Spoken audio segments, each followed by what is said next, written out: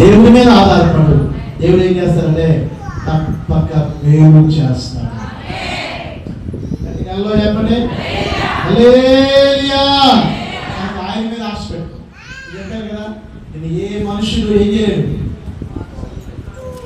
అమ్మా నిద్రపోతున్నారు, అమ్మా అందరూ చేతులెత్తి అడిగారో చెప్పండి నిద్రపోవు. చూడండి, మన ఏ మనుషులు ఏం చేయలేడు.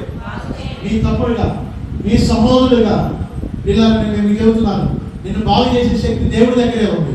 నిన్ను బాగు చేసే శక్తి, నీ కార్యం చేసే శక్తి, నీ పిల్లలను బాగు చేసే శక్తి, నీ ఇంటిని కట్టే శక్తి, పిల్లల అల్ల తలవలిపోతున్నా నీ ధోరణిని స్థిరపరిచే శక్తి, నీ రోగాన్ని తగ్గించే శక్తి ఎవరి దగ్గర ఉంది?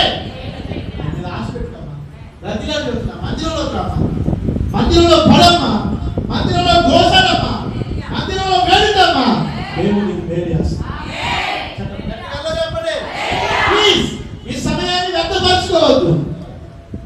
నీ హృదయంలో ఉన్న మంటనే ఏమవుతుందంటే చల్లారిపోవద్దు.